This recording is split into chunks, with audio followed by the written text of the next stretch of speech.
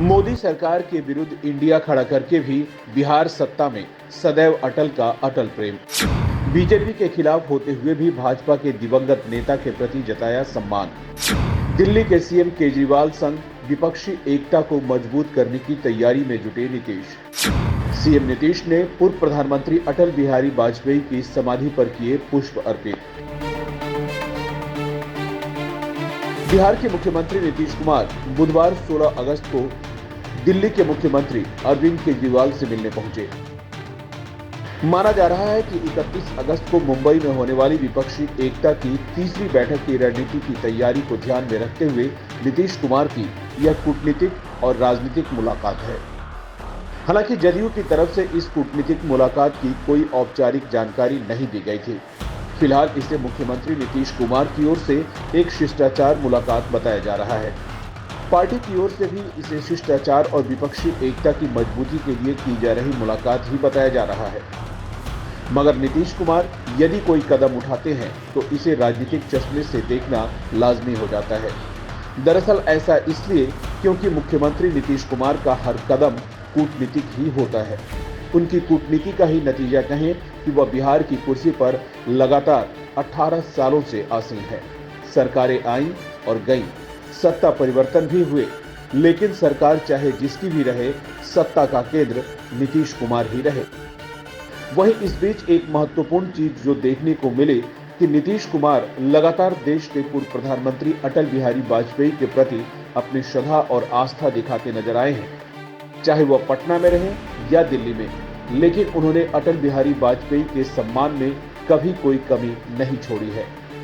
लाख राजनीतिक और वैचारिक मतभेद के बावजूद उन्होंने कभी अटल जी के बारे में कोई टिप्पणी नहीं की। हालांकि प्रधानमंत्री नरेंद्र मोदी और गृह मंत्री अमित शाह पर सवाल जरूर उठाए गए। दिल्ली जाकर भी उन्होंने बीजेपी के पूर्व प्रधानमंत्री और दिवंगत नेता अटल बिहारी वाजपेयी के प्रति पूर्ण आस्था प्रकट की। बुधवार 16 अगस्त को अटल बिहारी वाजपेयी की 5वीं पुण्यतिथि थी। इस दौरान नीतीश कुमार पूर्व प्रधानमंत्री अटल बिहारी वाजपेयी के समाधि स्थल सदैव अटल भी गए। वहां उन्होंने उनकी समाधि पर पुष्प अर्पित किए।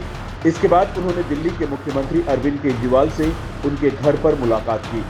नीतीश कुमार की अटल आस्था को यदि राजनीतिक चश्मे से देखा जाए तो कई तस्वीरें साफ होती हैं। यह कहा जा सकता है कि इस आस्था के जरिए वो बीजेपी की तरफ झुकाव का संकेत दे रहे हैं। एक तार है जो अभी भी जुड़ा हुआ है।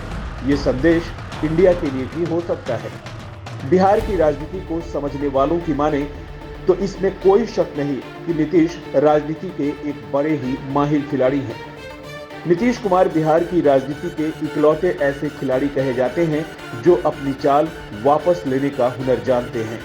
उनकी अटल आस्था इसी बात का संकेत मानी जा सकती है।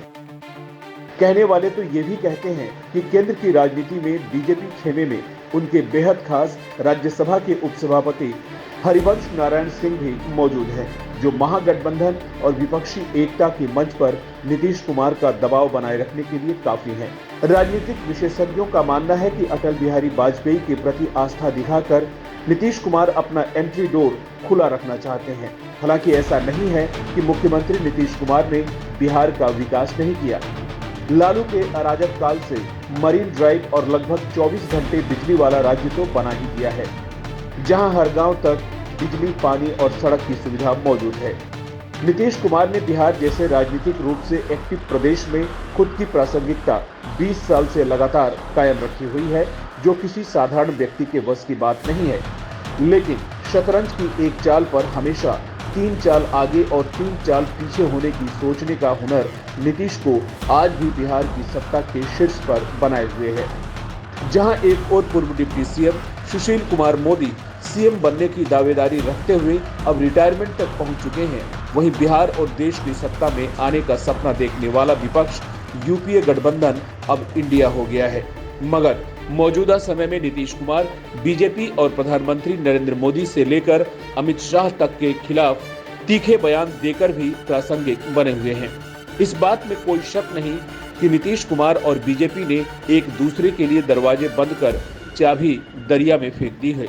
लेकिन नीतीश कुमार बिहार की राजनीति के वो खिलाड़ी हैं जो खुद ही दरवाजा बंद करते हैं उसे ताला भी डरते हैं, उसकी चाबी को दरिया में भी फेंक देते हैं, मगर तुरंत दरवाजा खुल सके ऐसी एक मास्टर चाबी अपनी जेब में हमेशा तैयार रखते हैं।